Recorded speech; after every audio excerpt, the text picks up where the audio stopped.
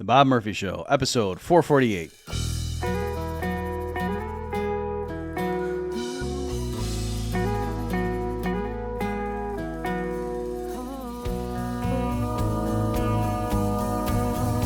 There's a tidal wave coming. What you gonna do? Get ready for another episode of The Bob Murphy Show, the podcast promoting free markets, free minds, and grateful souls. It's your source for commentary and interviews, conducted by a Christian and economist. Now here's your host, Bob Murphy.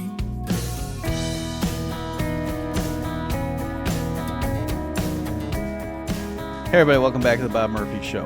Another crossover. Adam and I are talking about Jimmy Kimmel. And specifically, I thought Dave Smith had a great episode where he went solo and was just unburdening himself of his thoughts on the matter. And Adam and I grabbed, I think Dave made two main points in that discussion. And so we grabbed clips to go through each in turn. And as we're wont to do, we just discussed the broader implications of all this stuff. Ran it through the wind tunnel, as it were. Now, as we were recording, the news came out that apparently ABC was reinstating Kimmel, and his first return show was going to air like the day after Adam and I recorded this conversation. So we were aware of that. We allude to it. We speculate in the future. Things may be different by the time you're hearing this. But in any event, we didn't make this really about Jimmy Kimmel. This is about the broader issues involved. And so I think if you're interested in the topic in general, you'll benefit from our discussion. Here we go. Hi, Bob. Hey, Adam. So I see what you're doing here. Bob, you say, hey, let's occasionally sprinkle into our insightful analysis some literary critiques. And I say, sure, let's do this cool Batman story. And we do. And then we're about to do the book that you suggested, and then you just keep plopping up new things that we just can't possibly not talk about this week. What gives? What are you up to, man? Well, partly it is. I'm agonizing over that first one that I assigned in case it doesn't live up to Batman. But what can we say, folks? The world is moving on at a crazy pace, and Adam and I can't take a week off. So here we are. That's a real good point. And on that literary theme, I love a good book with ups and downs, crescenting plot lines, story arcs, character development, the rises and the falls. And in that vein, Dave Smith's most recent Part of the Problem episode, number 1306 from September 19th of this here year 2025, was an emotional roller coaster. Yeah, we're going to grab Dave's two main points that he did a good job of building up. And like Adam said, I sent it over to him. I said, this is a lot of fodder in this episode. I popped it on, and Dave brought me, he sucks you in the beginning, and then he said, yeah, okay, see what he's saying. All right. And it was good. It was a roller coaster. Because like I said, he sets you up for one thing. You think you know where he's going, and then he goes the other way. Yeah, it's either that or, again, you're just ashamed that you couldn't think of a book as cool as The Dark Knight Returns. Could be, but could be. Tough act to follow. All right, would you like to set up the theme of this episode? Sure. Or the first clip we're going to play? Or yeah, I'm looking at the clock here. A good rule of thumb is that by 2 minutes in, the audience should have some clue what we're going to talk about. So, yes, it is the Jimmy Kimmel situation, which is evolving as we speak. As always, Adam and I are at a handicap here. For all we know, at this point, Tucker Carlson could have been awarded Jimmy's old slot by the time this thing airs. But as of right now, where we stand is Kimmel had made some remarks. A lot of people didn't like him about MAGA and Charlie Kirk's death and so forth. And then his show was temporarily suspended by the suits. There was the FCC chair had said something, admitted to saying some things that seemed kind of like a shakedown. So people were crying free speech. And then Dave's episode drops where, again, he's got this provocative analysis that we're going to go through with some clips for you folks. But then now as Adam and I are getting ready to record this, the news was today as we're recording that, in tomorrow's show that Kimmel's back. And so anyway, that does cloud a bunch of stuff that we may have been about to say, but in any event, we got to roll with the punches. The world is as it is. Yeah, Kimmel's kind of back, except if Grok isn't hallucinating, he's not going to be back in about a third of ABC's nationwide affiliates, because the Nexstar Media Group and the Sinclair Broadcast Group own 60 ABC affiliates, and they're just not going to play Mr. Kimmel's show. I'm rooting for Hogan's Heroes reruns, but they'll probably just run some local news instead. And a third is kind of a lot. It'd be interesting to see how that's going to shake out. Mm-hmm.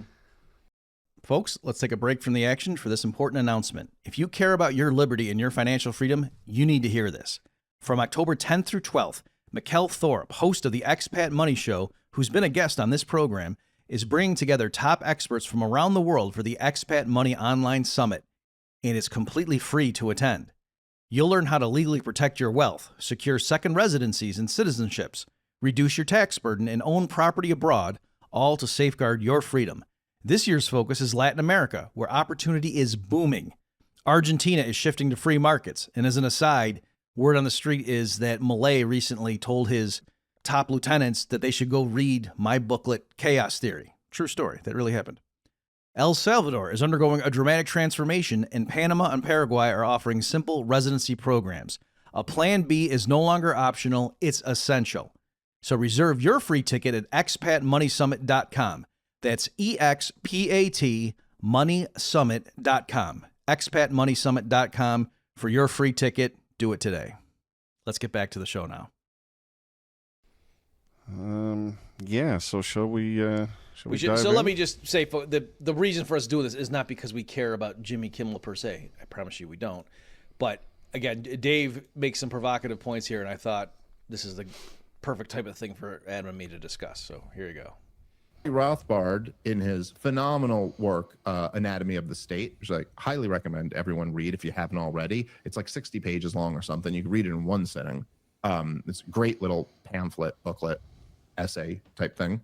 And the point that he makes in this wonderful book is that essentially the government is a gang that took over and gained legitimacy in the popular imagination of its people. And that's essentially all the government is. But as he even gets into in that book, it's more than just the actual government. And he gets into like the marriage between the government and the intellectual class, and how there's this like huge reinforcement mechanism between the two. And like the intellectual class doesn't really, let's just say they don't really command much value in a true marketplace.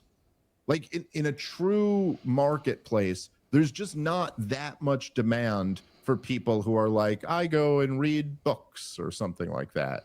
Or I teach sociology or something like that. You probably only need that many, and there's not that many people willing to pay that much for it. And you're just not going to become a multimillionaire off that. However, when the government decides that, like, you know, they'll build public universities and libraries and back student loans and all this, they kind of make a market for these intellectuals that's much more lucrative than the market otherwise would be. And in return, the intellectuals find a way to justify the role of the state. Now, much like school itself, the role that these intellectuals are playing is essentially brainwashing, propagandizing the country into accepting the regime's policy. And in this sense, thinking of them as separate from the state is substantially less helpful and accurate than thinking of them as all part of one apparatus. Let's just imagine in Washington, D.C., you had like a think tank that was funded by weapons manufacturers that was arguing for war. Now, I know that's crazy. We would never find that in the real Washington, D.C., but let's just say, hypothetically, there was a think tank that's funded by weapons companies that's going to government to present policy papers saying why we need a big buildup in the defense budget. So here you have these weapons companies that are creatures of the taxpayer. They literally just sell their weapons to the U.S. federal government that buys them with our money. right? With our money that they took from us by force. They create this weapons company. The weapons company creates a think tank or funds a think tank. The think tank is arguing for more of our money to be spent on, on weapons. Now, let's just say, hypothetically speaking, a president or a dictator or a politician, someone who's an official government, employee, says, I'm proposing a new law that you're not allowed to do that. Like, Mr. Think Tank guy, shut up. You're not allowed to write papers anymore that say you want a higher defense budget. Is it so obvious that the libertarian position and pure theory and morality is that that's a violation of free speech? It's like, I actually don't think so. I don't think so at that point. Now, I understand. I can hear the pushback already. Remember, I'm trying to get you to play with an idea. I'm not trying to sell you on anything. And people can say, well, that's not Jimmy Kimmel exactly. Okay. That was 2 clips sandwiched together, but we didn't miss anything in what was stripped out. And the second thing is I was shocked with all that. I just read a bunch of books. I mean, that was a shot straight across your bow, Dr. Murphy. I can't believe he would do such a thing. Well, I'm not yet a multimillionaire, so I think I'm pure. When that does happen, then you can wonder.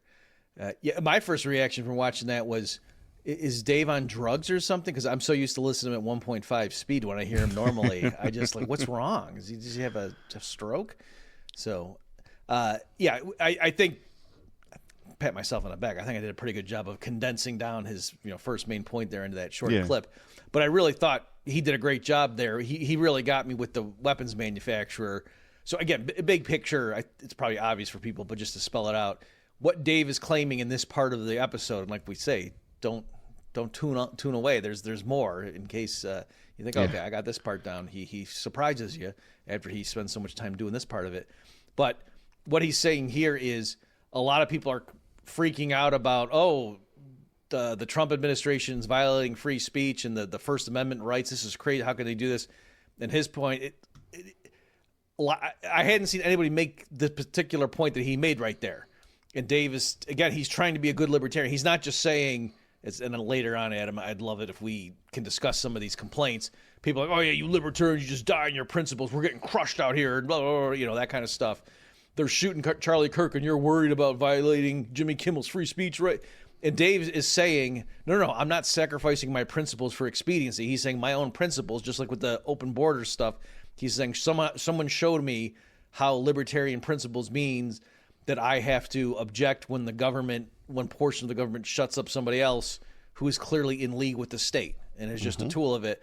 And just to, again, spell out that weapons analogy I thought was great, as Dave is saying, hypothetically speaking, let's say there is some think tank that's based in D.C., and all they do is crank out policy papers about, white paper where we need to bomb Somalia, white paper where we need to invade Libya, white paper where we need to go back into Afghanistan, and just urging the government to spend hundreds of billions of dollars more on all these foreign wars. And you say, well, is that a government-funded enterprise? They say, oh, no, it gets its funding 100% from the private sector. You say, from who? You say, Lockheed Martin. That's a private company. 100% of their revenue comes from them. And so where's Lockheed Martin? Oh, 97% of their revenue comes from government contracts, right? And so Dave was just, I didn't have it all in those clips there, but like he was walking through and just showing it's not so obvious that, since it's private, therefore, the government has no business telling that thing what it can say or not. And so in a situation like that, again, not that this is what the Jimmy Kimmel situation is, but Dave's just trying to establish a baseline there and say, can we all agree? Or not even that we all agree, but can you see how it's not obvious? That's the very modest point he was making, that to say, if some new government official didn't allow those academics to be cranking out white papers on why taxpayers should fund more wars in these other areas, that's not obviously a violation of the First Amendment.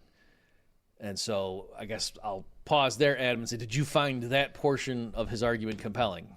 Oh, absolutely. I loved it. And I immediately thought of things like the teachers' unions and all the things they do to, this revolving door and slush fund of money and power to continue to funnel gravy into this thing that's, I think, just bad for the the kids and the country. But I wanted to play this whole episode almost. It was really great. I like that he touched on Rothbard's Anatomy of the State, just to tell people what the state actually is. I like that he brought up Curtis Yarvin's cathedral concept to say, yeah, it's not just the government employees, but it's the media class and these corrupt industries that are all sort of networked together in a sort of a cabal that we sometimes call the swamp or the deep state. I love the example of the weapons companies. I thought it was perfect. Yeah. Along that too, again, it was in a part of the clip that I had, folks, but then it just got too unwieldy. But Dave had a great line in there where he says, and these entities called NGOs, non-governmental organizations, and he said something like, now, if you were to start a company and you're trying to figure out like what to call it, would you preface it by saying non-governmental?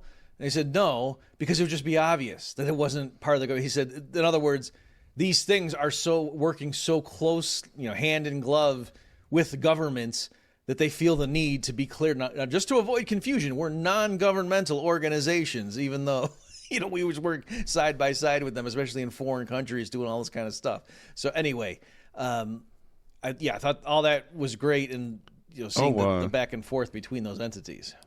Yeah, and one more excellent thing he just drops in as a little nugget is the whole history of where we got government schooling from. Yeah. School from the Second Reich, the Prussian government, where they were trying to figure out a way to get these conscripts to actually pick up the rifle and point it in the right direction and not run away. What do? You institute this military-style education system for the kids that brainwashes them into worshiping the Kaiser. Get them when they're young. Yep. Get them when they're young. And like we're still doing that in 2025 with these weird German words like school and kindergarten. We shouldn't be saying words like that unless we're turning into Prussians. Yeah. Thanks for reminding me or pointing that out. I forgot that he alluded to that. That's why he said that in that clip, folks. So that also, what Dave did there, it reminded him, was like, I think I did something similar, and I went and looked it up. So back in December of 2024, Ryan McMakin of the Mises Institute pitched me on this idea. He said, hey, Bob, for the upcoming issue of the Misesian, I kind of want to just talk about crony capitalism and all this stuff, and what's the distinction? Because this was like back then too, like it was really big on, I don't know if like new revelations had come out about like the social media companies and all the stuff that was going on. But in any event, it was clear that perhaps the old libertarian ways of looking in, well, you've got private corporations here, and then you've got the state, and blah, blah, blah, blah, that it gets blurry with the way things were happening. And so he asked me to, he gave me some questions that I answered. So all this that I'm just going to touch on a few of the points, folks. It's in the January-February 2025 issue of the Misesian. I'll link to it on my version here of this show. But in any event, what I did there, because it got real messy, and I just realized I don't have definitive answers. Like, here's the formula you use to determine, is this, business activity permissible and laudable, or is it like illegitimate swampland stuff? And so I said, I don't think in general I can just give you some sort of formula. And I said, but what I can do is walk through clear-cut cases where I think we can all agree, oh yeah, in this extreme case, the answer is such and such, and over here it's clearly this, and then just use that to kind of guide you. And I said, I don't think I'm being arbitrary here, that you see this like in law all the time. Like, that's why you need a judge. That's the whole point, is you can have all kinds of legal precedent, and you can know what the statutes are, or if you're like in a libertarian thing, you can know what the various contracts were and so forth, but still you can have a bunch of principles that when you apply the facts of a real-world messy case to it, or you try to apply them to the real-world case, I should say, rather, it's not obvious, and sometimes the principles contradict each other. Like, so it's not math, it's, human society and law and, morality, things like that. So, with that, just to give some of the examples I went through in that article, I said, I think that, I said the weapons company, and I said, look, if a business is doing something that would not exist in a free market, then, and it only exists, because of the government that way, that's prima facie evidence that what it's doing is illegitimate. in contrast, if you're in the Soviet Union and somebody's running a bakery, but, it's all dependent on government funding at that point because it's the Soviet Union, I'm not looking at those people as, a bunch of criminals, right? Where someone's running a gulag, you'd say, yes, that you can't just say that, oh, well, that's the government happens to be the employer, but what's the big deal? Because that's clearly, a creature of the state. And then something that's not as obvious would be something like, okay, there's a donut shop, just to be cliched about it, and they have a bunch of customers, and some of them are policemen. And, as a libertarian, you could say, that's do you think that now you're allowed to steal from that donut shop at night? The owner leaves, and can you break in and steal because he accepts stolen money? And so really, if you think about it, the whole thing is just a criminal enterprise. I think most of us say, no. Then let me just give you one more, Adam. Another one I walked through was, let's say the local, the town has blue laws. You need a liquor license to sell alcohol in this region, or else armed men will come and throw you in a cage. And so I said, if the owners of restaurants who don't go get a license refrain from selling alcohol because they don't want to get in trouble, are they violating the rights of the public who want to drink alcohol? You said no, because of the context being, as a libertarian, I'm against the government doing that. It's illegitimate for them to say we're going to send men with guns to a restaurant caught serving alcohol without a license, right? We can agree on that, but then I flipped it and said, if you're a restaurant and you don't get a license and so you don't serve alcohol, have you violated somebody's rights? And I think clearly no, right? Okay. And then I said, what if you're a restaurant and you do pay the fee and you get the license so you can serve alcohol? Should we view you as being in league with the state? And now you're part of it. You're part of this cabal because now you're benefiting because you're able to sell liquor, whereas the guy down the street can't because he doesn't have the license that you do. And so you're in cahoots. And I walked through it and I said, it depends. That I think if, you weren't lobbying for the license, sure, as a thing, but you just went and applied for it, you got it, and you didn't have some kind of backroom deal where, you paid a bribe or something to the individual and paid less than the official price, or he picked you over the other guy for corrupt reason. Just in general, I think that's good. And if everybody, quote, did the right thing and refused to participate, well, that doesn't help the public either because then no one gets the alcohol. Assume you think people should be able to get alcohol, right? So whereas if somebody was, spending money and lobbying for the licensure, knowing, in the new equilibrium, we'll be able to pay this fee better than our competitors, and so we'll be able to serve alcohol, and they won't, then clearly that would be illegitimate, right? So anyway, I was just walking through a bunch of examples like that. I'll stop here, Adam, but you get the idea that I was saying it's not obvious when you go through this stuff, but I think you can construct hypotheticals where it's pretty clear, how the principles. There's one more. In general, paying wages to people is fine, right? But if you hire a hitman, a lot of people would say it's not just that he's wrong for going and shooting someone, but if you paid him money, right? And assume it's your money. It's not like you got the money through illegitimate means. But if you take your own money, give it to somebody else for a voluntary service, like that transaction's voluntary, most people are going to say you just somehow participated in aggression. And so I think that also allows you to sort of cast judgment on a lot of these situations where it gets really complicated. Like there's the state over here, private businesses over here, there's some interaction going on, and it's kind of hard to disentangle all that. I'm glad you went through that whole mechanism of trying to figure out what's legitimate and what wouldn't. I'm gonna point back to that here in a few minutes. I still can't believe you just arbitrarily threw out the gulag thing. You didn't, in your small town you grew up in, you didn't see Bob's Friendly Gulag on the corner? That wasn't a thing? Unless you're referring to school. School. You know where else you won't have any danger of being locked up in a gulag? Where is that?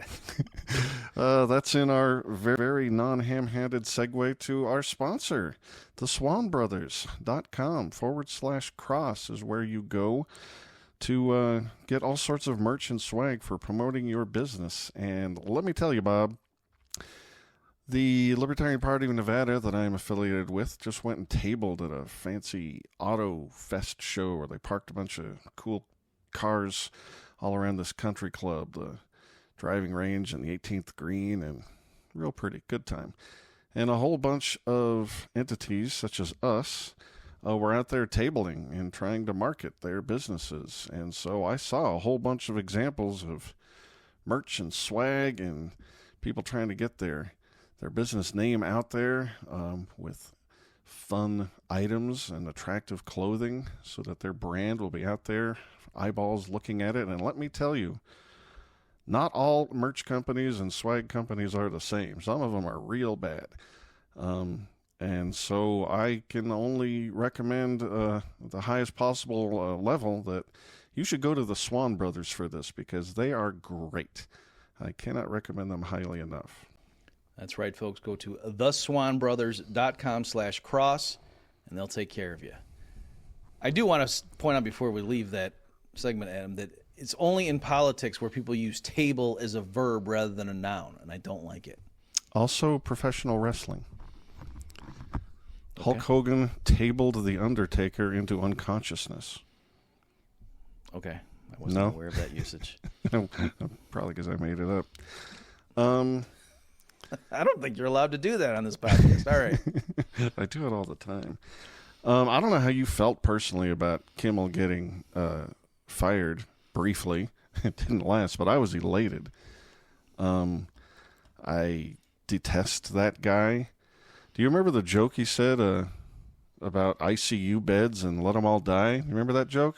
See, I actually, I'm not being facetious here. I don't, because I'm not trying to be holier than thou. I haven't watched TV I know who he is, and I've seen some clips that went viral and stuff. But no, I can tell I don't like him. He's really smug and doesn't seem funny to me. But no, I'm actually not that familiar with him. I don't even have a television. Of course not. You read books all the time, you nerd. Well, let me refresh your... My net worth is $987,000. Let me refresh your memory. This was, when was it?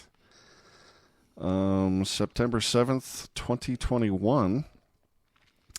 Jimmy Kimmel is in his opening monologue, and he's referencing Dr. Anthony Fauci's comments on TV about how all across the country, hospitals are having really difficult ICU bed choices because they're crowded. And so Jimmy Kimmel says, quote, "That choice doesn't seem so tough to me. Vaccinated person having a heart attack? Yes, come right in. We'll take care of you. Unvaccinated guy who gobbled horse goo? Rest in peace, Wheezy." Audience laughs, clap, ha ha ha. Jimmy Kimmel's oh so funny. I would have liked the ABC to drop him right then and there, but it didn't happen. So I detest that guy. I only object that the FEC got involved because I just don't think it should exist.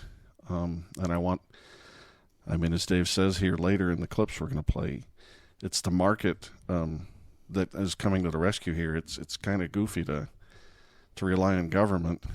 And that brings me to some of the criticisms I had. I guess I'm gonna run them by you and see if they hold water. Does that sound all right? Mm-hmm.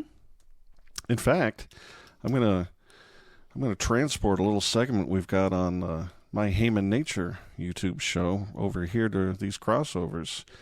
It's a little segment we run anytime one of our libertarian heroes maybe stumbles a little bit, or you notice he's got a little bit of feet of clay on some sort of an issue or another, and so he makes a mistake and we point it out. And it's called, "Hey Hero, your fly is down."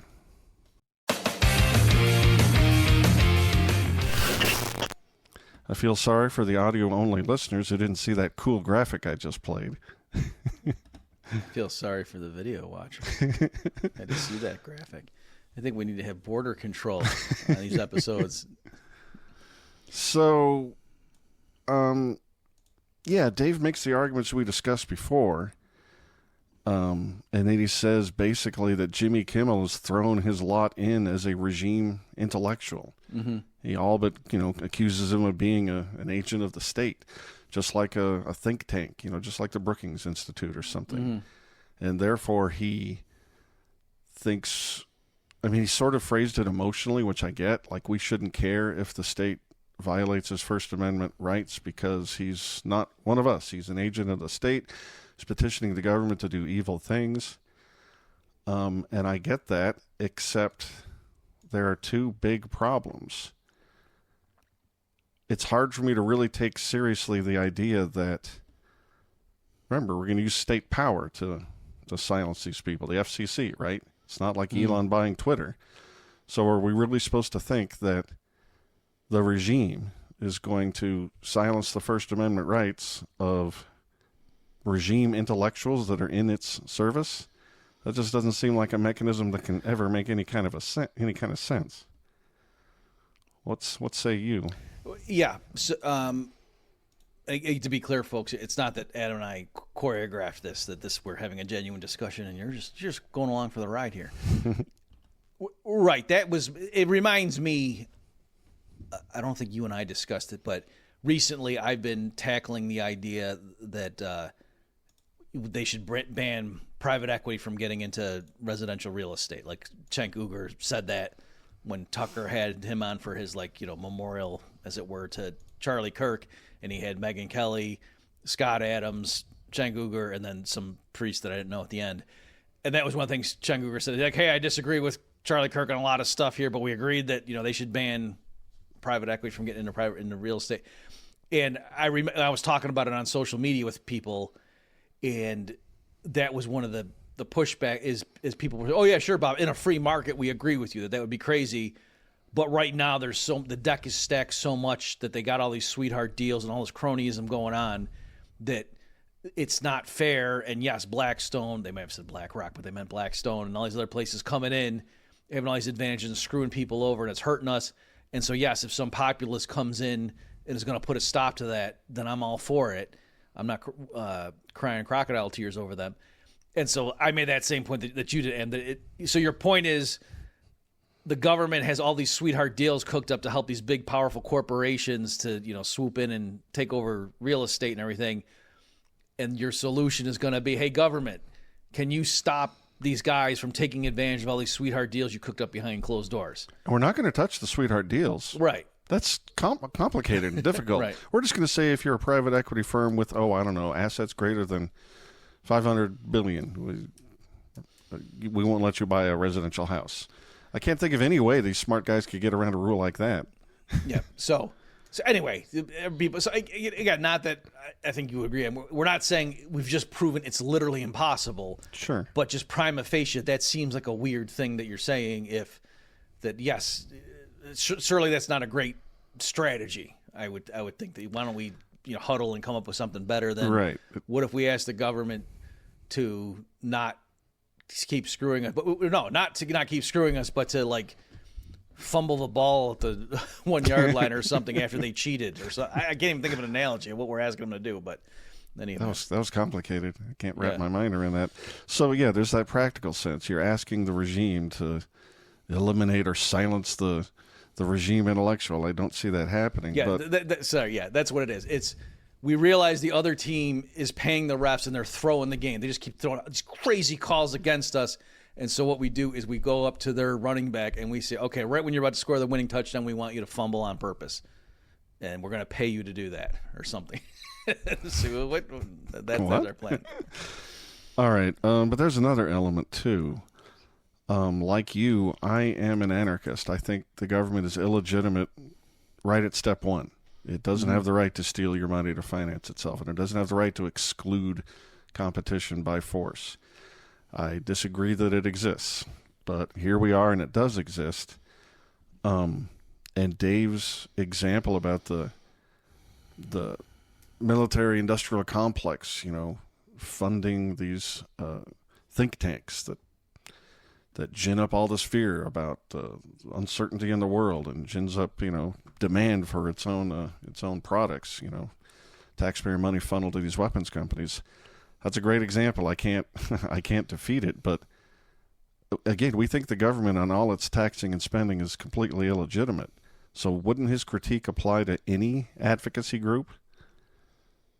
Right. From as little as funding a library, people who lobby for tariffs. I mean, these are regime intellectuals, right? Mm-hmm. Or again, the teachers' unions is a pretty obvious example, but also Social Security. We shouldn't allow people to lobby for that either because it's illegitimate. What about food stamps? Literally everybody who lobbies for government action as a, quote, intellectual is a regime intellectual. And so where does it end? And I'll put a button on it by saying this sort of behavior, from petitioning for food stamps to the library to coming up with reasons why we need to get into wars to support these defense companies, all of this is under the label of the right to petition your government, right? I mean, you and I don't think that government should exist because it's illegitimate, but it does. And that's just petitioning your government, right? And it's just a question of degree. So, yeah, what do you think about that? It's not even a question of degree. It's the question of, like, do you favor these interventions or whatever? I'm trying to get my bearings on this. So, and I would encourage people, like, because you threw out a bunch, like the Social Security one. A lot of this stuff gets really nuanced, right? Like, if it's someone just saying, no, I paid in, don't cut my benefits because I want to, there you could get into, like, well, is he advocating to get just, more above what he would have gotten if he had just been able to invest it himself, that kind of thing. Yeah, because maybe just to take a step back, just in general, like what if, change the analogy, what if some new populist, what if Trump just said no one's allowed to vote for Democrats? Like, we're just going to have the police literally stop people from going into the voting booth, or they'll profile them based on things that overwhelmingly will impact Democrats. And there's a sense in which you could say, I know. Well, no, they were going and they were clearly going to expand state power. Or you could do it vice versa with Republicans. Sure. If you thought it was going to be a foreign policy thing or so, whatever, or drug war. Okay. So, yes, you plausibly could make that argument that, no, you're preventing them from committing a crime. That's kind of what I was linking with the hitman stuff. Like, if there's a crowd chanting, string him up, and they got some guy and they're getting ready and they throw the rope over the thing, and then the sheriff comes in and says, disperse. The next person who says anything is going to jail. Is that a violation of free speech? It's, I don't have any clear-cut answers, but I guess my concern is when you open up that Pandora's box, pretty soon you could plausibly claim that just about anything the government could throw you in jail for. Or not. Yeah. There's a lot that I think most people would say, no, that would not be a good idea. And I suppose it's hard to disentangle just the slippery slope precedent versus the libertarian principle. Right. But those two, there's cases. It's a lot stronger, I think, than what Dave was just alluding to there. Like, I could make a justification for just about anything. Exactly. And that leads me to my third element to my hey hero, because Dave is a hero. Your fly is down. He justifies this opinion with this really weak analogy. It's like, yes, I think we should violate these people's free speech because they're regime intellectuals and they're calling for bad things. Can I stop you real fast, though? Right. I just want to be crystal clear. I don't think that's what he thought he was doing, right? I don't think he was saying, yes, we're going to violate their rights to free speech, but it's okay because of... I think he was saying we're not. Just like he's not saying we're violating anyone's rights by closing the border. Right, he wouldn't phrase it that way, I suppose. And he's also about to make a huge U-turn, which as angry as I was at this point in the episode, I'm standing up in my office and cheering. So, he might not vouchsafe every single syllable he utters here, but he was saying things like that. And he was saying, yes, and it's going to be difficult to, decide exactly where you draw the line and who it's okay to, deplatform them or whatever. He didn't use that word. Mm-hmm. But hey, in any society, you got to make decisions like this. And he gives up the age of consent things, like how old can you be before you can drive a car? Clearly, 5 months is way too restrict or way too permissive, and at the age of 50, it's way too restrictive. And we don't know. There's no decree from God as to when that should be. But so societies decide, and it's going to be arbitrary. But that's a terrible analogy for this, given all the examples that we were just talking about. There's obvious poles in the age of consent thing, birth to death, and along the axis there, every single person has an age. We know exactly what it is. And that's why I was really glad you talked about some of the work you were alluding to a little while back. Mm-hmm. How do you decide what is illegitimate, what's evil state communist behavior and what is legitimate behavior that would happen in a free market?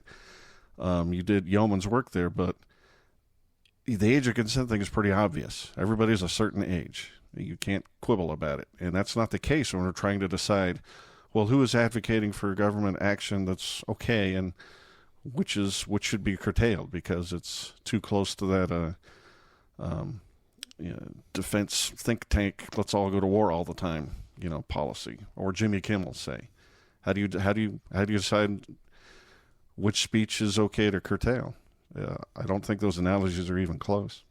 Let me just make sure the listeners get you. I did have that part of his show because I thought that was a great one too, where he was trying to deal with possible objections, and it just, again, for reasons of brevity, didn't make the cut.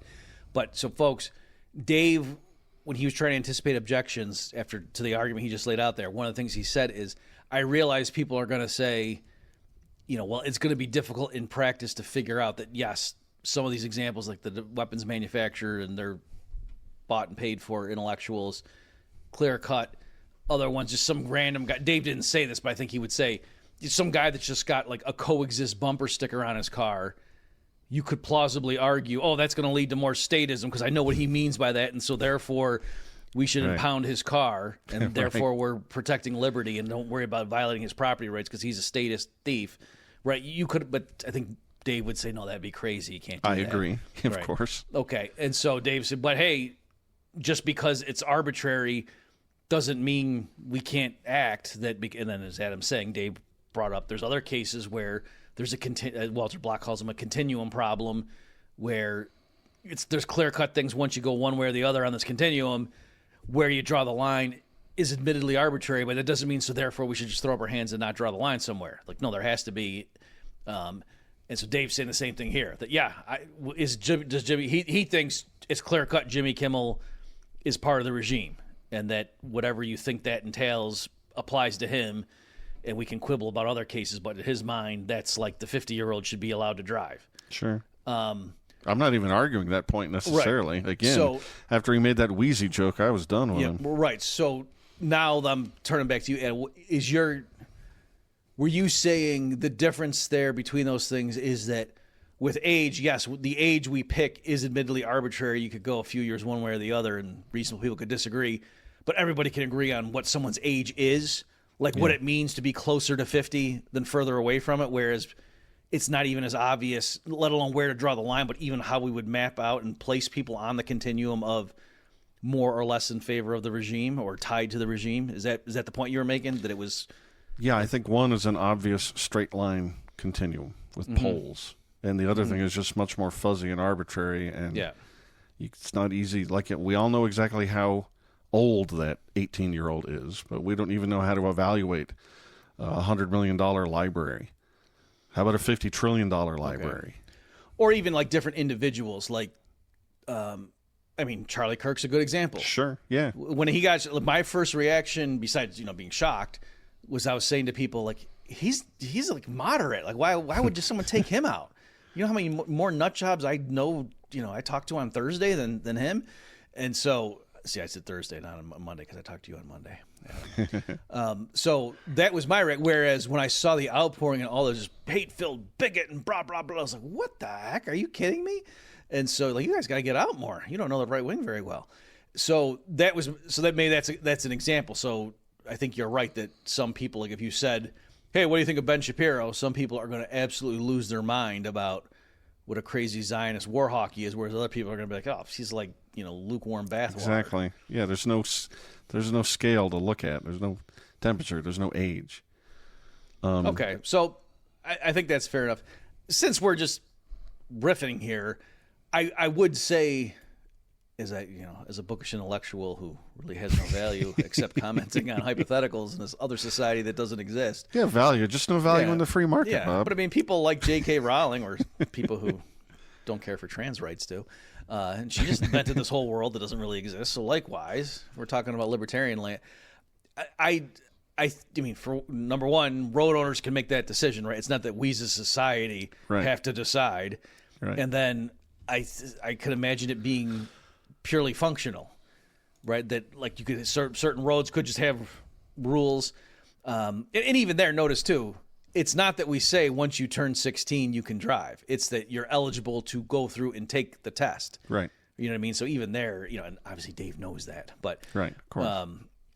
In any event, so I think that it could be more functional and Also, it's a placeholder for other things. right. That's drink, vote, serve in the army. There's that, but even like in the driving thing too, like I guess someone would say, well, no, if some 6-year-old can operate a stick shift and he can do all this stuff, then why are we? And then somebody just say, because that's nuts.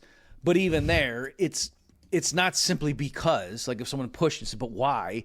You'd have a good reason, and I guess it would be things like Brain development. Yeah, and just the level of responsibility, and like even if they might just not take it seriously, they might not fully comprehend. Do you realize if you do something wrong here, like you're going to kill people, as opposed to, if you don't share your toy, that kid's going to cry. So there's reasons, and then so it really isn't just arbitrary, and you could go ahead and do it. In an open competitive marketplace, different road owners could have different policies and insurance companies, blah, blah, blah, blah, blah. And anyway, that's the way it would pop out there. So I really don't think for a lot of these things where we say, well, we have to decide as a society, it's, well, we do, given this crazy status exactly environment we're shoved into. Exactly. Get rid of the monopolistic state, and this gets a whole lot simpler. And Dave is about to make a huge U-turn, and I'm going to cheer him again when we play the second clip. But now, is he going to make a U-turn like that one immigrant driver? Oh, Lordy. No, this one is casualty-free. But before we get there, like, he's going to say, we shouldn't use the state to do these things for tactical reasons, but he doesn't have, like, a moral objection. And I get that. But not only for tactical reasons. Like, you've heard people on our site complain that these are leftists we're talking about. They don't have any principles. When they're out of power, they appeal to our principles so that we'll let them have free speech. And the second they get in power, they throw us all off social media and give us a number for the gulag. And I totally get that. But if you're in that situation, the solution isn't, okay, go ahead and use state power to silence them when you get an opportunity. There is no scalable solution when these two groups of people are in the same political unit. You can't coexist in anything like a democracy when you've got people that are having lawfare against one another. And you can't just exercise regime authority real hard when you get a chance and fix it that way. You have to, separate. Nothing would do except secession to fix this problem. Okay, let me understand, because I think, you're anticipating. I had jotted down some things that I definitely wanted to make sure we covered before we ended this conversation. So I think I can see your notes, Bob. So you're saying one of the objections that, and I alluded to this earlier too, that the right-winger conservative type who just can't stand libertarians, and this is why we always lose, you idiots. Right. Just always listening to Ron Paul. Damn it. He's got so much power. That, hey, when the leftists are in charge, they just run roughshod over us, or even right now, they're killing us, literally killing us, and then celebrating it. Yeah. And then when some of them lose their jobs because they're celebrating or lying about the guy that their team Worse just than North killed. Korea. Worse than North Korea, they say. Yeah, and then when we do the most modest thing, and it's arguably market-based anyway, and then the FCC chairman shooting his, whatever, just putting the stamp of approval on something that was going to happen either way, that now we're just going to, we're going to worry about, are we violating the non-aggression principle? Blah, blah, blah. And are you guys kidding me? Are you out of your mind? We're at war with these people, and they're killing us, literally. And so that's the complaint. And now what are you saying to them? Well, I'm saying they're using this. They're saying we're at war, but they're not picking up rifles. They're thinking they can government their way out of it or something. Okay. I mean, I don't know what they're thinking. If we fire enough Jimmy Kimmels, we'll never lose an election again, so therefore they'll never have the reins of power. Because every time they talk like this, they create government power that ends up getting used against them over and over. The Patriot Act and TSA and Homeland Security, whatever they're doing with Palantir right now. Okay, so let me just play devil's advocate, because these all kind of bleed together. Right, people say that, and then they'll come back and say, you guys are nuts. Look at what they were doing all through COVID. It's not as if we are right now unveiling this new thing where the government influences the public discourse. They've been doing it to us, and we're just doing 1% back to them. And if you think, oh, now they're going to think that they are allowed to hurt us when they take power, they're going to hurt us so much worse anyway, no matter what we do right now. So we might as well, get our licks in while we can, because, yes, like they've been calling Trump Hitler and everything even before he took office. Yeah, and I guess my point is they call us wussies. I'm calling them wussies. Like, is this a real war or not? You're pretending like you can be in a political union with people who want to kill you, and you will use the power of government to do so. And that doesn't work. You either need to separate, or you need to change the conversation in a way, I don't know, hypnotize them, take away their prescription medication, such that they're willing to play the same game where we all respect each other's lives and private property and freedom of association. We can either get back to that, or we really are fighting.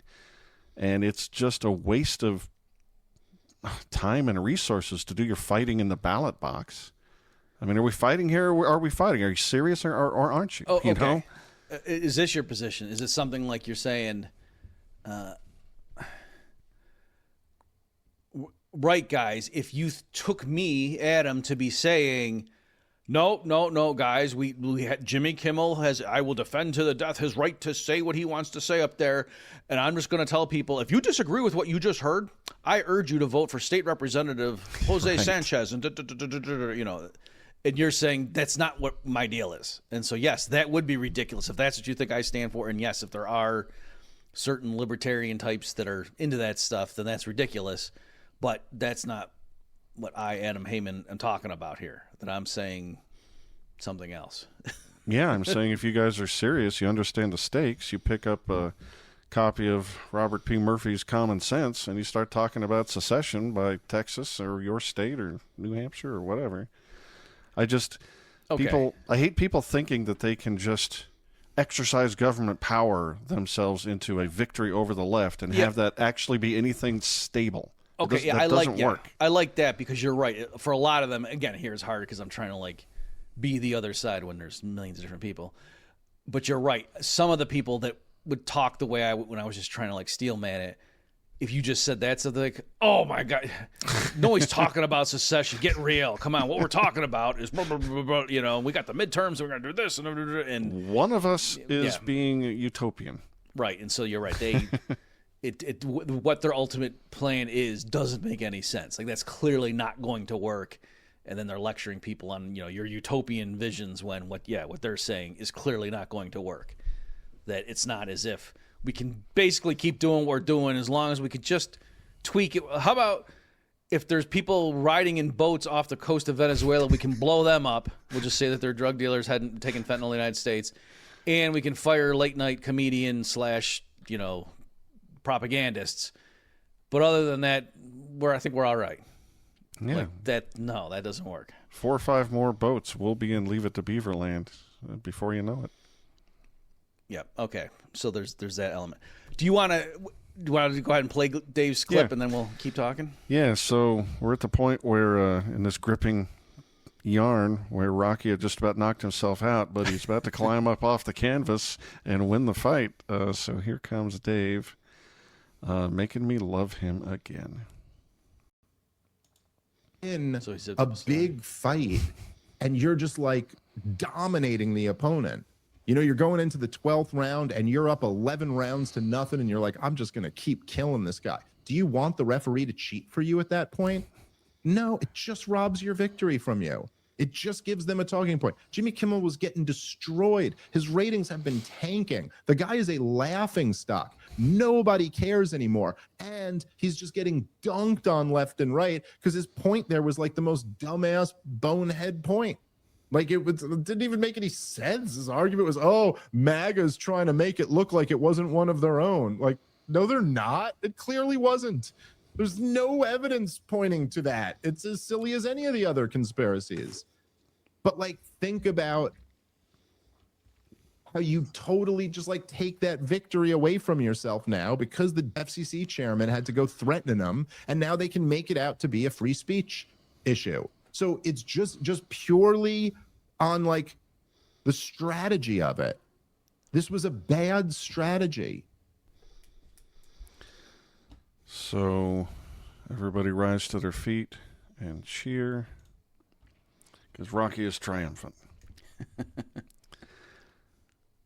Anything to say? Yeah. Or? So again, folks, in case you don't get what's going on, Dave spends 60% of the episode laying out the case for why. No, I don't think it violated his free speech. I don't think this is a violation of the First Amendment broadly construed because he's part of the regime, and one part of the regime can tell another part to stop talking, and I don't care. This is the Bloods versus the Crips. I'm not going to be horrified at the, the violence engaged in, because no, they're all gang members. That's what they do. Right? So that was that. But then he pivots to say, now, having said all that, I disagree strongly, and I wish this Carr guy had kept his mouth shut, and this is terrible, because Kimmel would have been fired anyway. Yep. And this was just going to be a market outcome, and now instead of him just looking like a buffoon and us having just yet another victory to add to our belts, that now the left can go around calling us a bunch of hypocrites, and now this guy's a martyr, and we're all Jimmy Kimmel now. All right, so that was what Dave's point was there. Again, it gets a little bit more nuanced now that as of this recording here, Adam, it turns out they're presumably reinstating him. I guess, do you want to talk about that for a second? Like, what does that mean? Does that show that really the FCC didn't have something to do with it, or were they surprised by the pushback too, and they realized, oh, we overstepped on this, that we should not have been so heavy-handed, and maybe someone slapped that guy in the back of the head and said, what are you doing? Like, the whole point of being discreet and saying I made him an offer he couldn't refuse was to not make it obvious that, I put a gun to his head, So... Yeah, I don't have any particular insight, except it kind of shows that the FCC's threat there was kind of toothless because he's not worried about it. I think Disney/ABC were worried about other interests, maybe political interests. I don't know, maybe it's a certain point they were just trying to appease the fellow board members and not the public. There's an agent manager or an agent owner, problem in corporate America. How do you get these managers to serve the interests of the stockholders rather than their own preferences? I think Disney's been, guilty of violating that whole principle or exemplifying that concept for quite some time now. Yeah. So just on that, one of the things I think Dave said it there, certainly I've seen in the broader commentary, is people saying, you idiot, talking about Carr, that you just gave everybody an out in this because Disney was in a really untenable position that they knew they were going to, a lot of their affiliate stuff were going to drop them, lose advertisers or whatever, just anger a bunch of Americans, and just prima facie what Kimmel did was crazy and indefensible. But, they didn't want to cape. So then by saying, oh, well, no, the government made us do it. Like, and Disney was on the ropes, right? Yeah. They were on the ropes. How many of their animated series movies had tanked, and Marvel movies had just tanked? They were getting beat up, and then I'm an oppressed private actor. Yep, and I saw once that happened, Twitter accounts were the Larry Flint movie and stuff. All of a sudden now, right? And it became, the real victim here is Jimmy Kimmel, not Charlie Kirk. Crazy, and it was just crazy. And even too, I saw people making that point. It seems to me the real free speech proponent, whose right to speak got violated was Charlie Kirk. And then people are coming and say, well, no, the guy who did that's in prison right now or whatever, being held and da-da-da. And so, but I don't see anyone pushing back against the Trump administration. Right. So again, it was the left clearly took that little thing and tried to transform the whole week and make everybody look like a bunch of hypocrites. But I don't want to go too lightly over what I just threw out there a second ago, Adam, of it's possible that when Carr was saying, that's his name, Carr, right? I'm not just saying. I think so, yeah. Okay, I hope so. This way we can't get in trouble. If the FCC gets mad at us, no, I wasn't talking about you. I've got my 2025 political baseball cards here, and Carr. So it's possible, again, that what happened was, they really were muscling them, but then with the public backlash, they realized, we got to... And another example that was Pam Bondi. Do you remember? Yeah. It was a week ago that she was talking about. There's free speech and then there's hate speech, and everybody was just like, what? Matt Walsh was like, fire her right now, and everybody was just left and right was like, are you out of your mind? And she quickly she walked that back later that day. No. What I meant was when. So anyway, like I think people forget sometimes I'm not saying you, that like government rests on public opinion, and even in tyrannical regimes or whatever. My favorite example of this was have we talked about this, Adam? It was when they first brought in the we call it the naked body scanners at the airports, and when they first brought those in, and people were worried about like the microwave radiation and all this stuff, and it was going to be the first. What was it? Is it the Wednesday of Thanksgiving week? That's the busiest travel day of the year. I think so. Sounds right. Yeah. And so a bunch of people organized, and they were going to do National Opt-Out Day on the Wednesday before Thanksgiving. And they said, we're just all going to opt out. Everybody's going to miss their flights. Yeah. And that's how we're going to stick it to the system. And we're going to screw them over and just show that, no, you take these naked body scanners out of the airports. And what they did, in case people are like, I don't remember, all those naked body scanners are still there. What they did is they just waved everybody through. Yep. Like all these people were opting out, and they had this coordinated thing that, this is going to be great. We're going to fight back, empower the people. And they just waved everybody through. No, go ahead, go through the metal one. I don't care. But no planes crashed.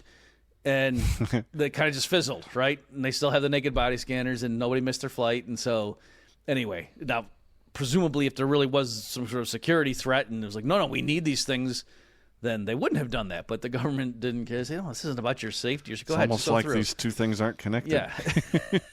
So, crazy. Anyway, but my point on that was, again, like they didn't want to deal with the mob and all that. You know what I mean? Like it was just, okay, they don't care. So, anyway, like with this stuff too, the fact that he said that or whatever, you guys are really upset. Okay, never mind.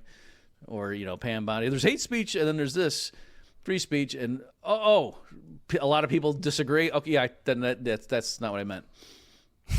So. Words are so complicated. We're real close to the end, so maybe I shouldn't even open this topic, but good Lord, man, why do we have an FCC? Like, we never should have had one, in my opinion, parsing out these government licenses for, areas of the spectrum. But now, we've got all this other technology by which we communicate to one another that doesn't have anything to do with that. What are we still doing with an FCC? I mean, there's... It's like Pony Express czar. Right. Well, and the decency too, right? Like, because you right. wouldn't want young kids to be able to get, see naked pictures or hear bad words. Government's got to keep that from happening. Come on.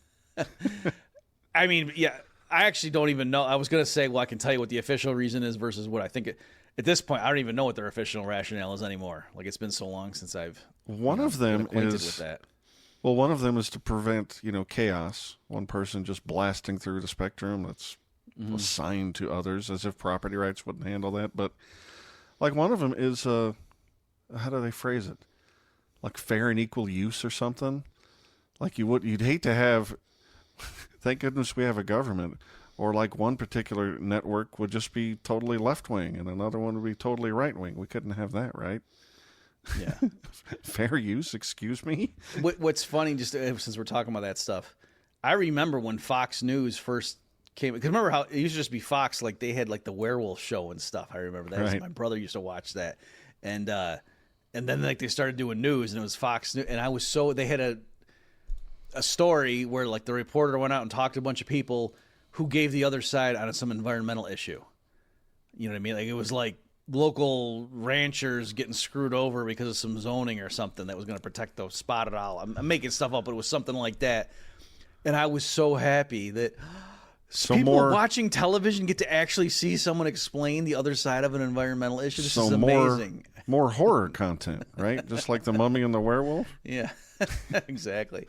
So anyway, I'm just saying it's funny that now like we complain about Fox News or whatever, but there was a time when it was just all CNN and that was what you got, and it was just a given that if you turn the TV on, of course you're going to get a moderate liberal position on something. So ho hum. If we may, I just want to just go back to the the issue, again, these people, what's the point?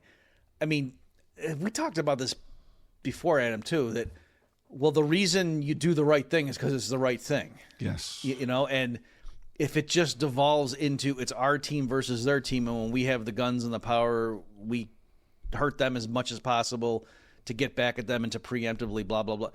Like, after a while, like, there's no distinction between the two, and it's just whatever you're in, and you might say, well, I don't care. But I think, number one, that's immoral, but number two, how are you going to bring new people to your side?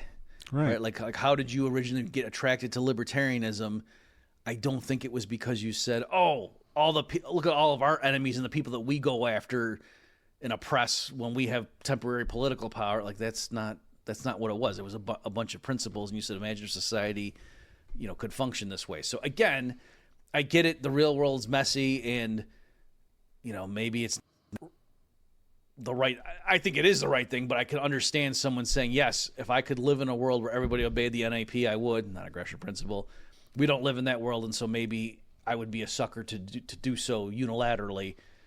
Okay, that makes sense, but I still think there's a long way between that and the sort of like principles are for suckers kind of attitude that a lot of people on social media at least seem to have. I think that's a great point. We may end up in Mad Max land or the Walking Dead land, but we shouldn't aim for it. And, you know, it's funny, you were evaluating the new Superman movie, and we were talking about Batman on a previous episode, and why do we read stories like this and study characters like that? It's to learn these virtues, and why do we want them? Because it makes our own life better, right?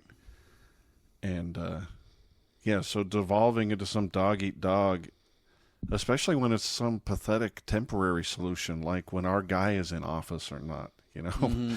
It's just so... It's so beside the point. Alexander Solzhenitsyn wouldn't approve, and neither would Superman, and neither do I. That's a weird trio.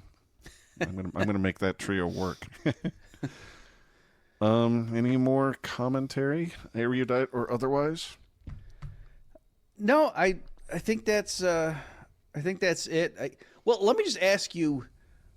So people were saying, oh, the reason Disney flipped and now they're reinstated is because they lost whatever $3.9 billion in market value or something over the weekend, like, you know, since they announced. Do you understand the cause and effect of that? Like, it's certainly not. No, I'm not sure I believe it. Well, I mean, I didn't go and check the stock price or whatever, but apparently Disney's stock went down. It wouldn't have gone down that much, though. I mean, ABC is a tiny part of the entire ESPN, Disney, ABC. I assume they own the Death Star empire. Okay. I'm just saying that, yeah, I don't. Okay, yes. So you're in agreement with me that I didn't even understand the argument on its face, that I would think if people...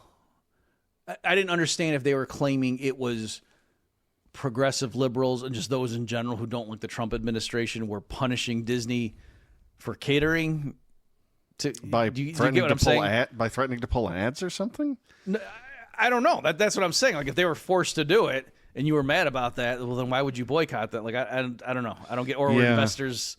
Anyway, I'm just saying I didn't even see anyone spell it out. I just saw that some people were saying, oh yeah, the reason they one that we probably should mention. Did you see, because somebody took a shot at one of the ABC affiliates somewhere, and that they were, again, I don't know if this is even real or not, but I did see something that purported to have quoted some insider saying that, yes, that was part of our decision, that, you know, we were concerned.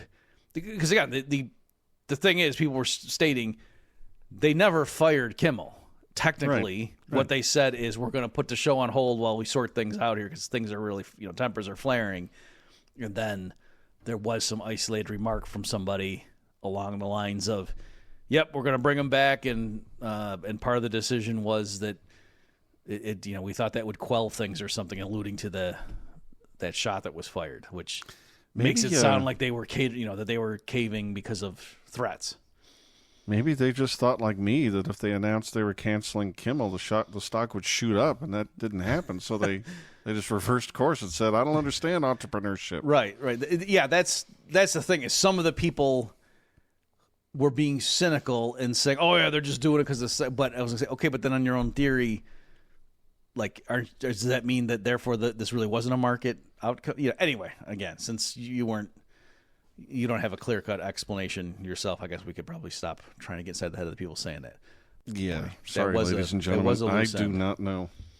I did hear about that guy that shot up the ABC studio thing. I read on the internet that he was really a guy who was mad at a taxi company, but he's dyslexic, so he thought the ABC building was a CAB building, and so he just shot it up by mistake. I read that on Twitter. Be careful where you get your news, people. All right. Maybe we should go table some more conventions. It's a verb. Check out theswanbrothers.com/cross for all your merchandising, branding, fundraising needs.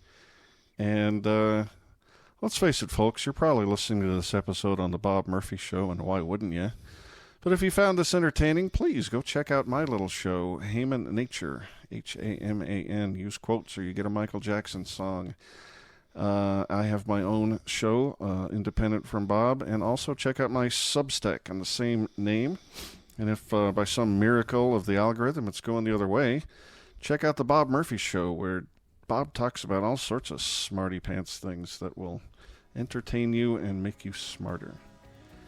Any closing thoughts, Bob? No, I got to run. I got to go catch my ABC. See you next time. Bye-bye. Thanks, everybody. You've just experienced another episode of The Bob Murphy Show, the podcast promoting free markets, free minds, and grateful souls. For more information and to subscribe to this podcast, visit bobmurphyshow.com.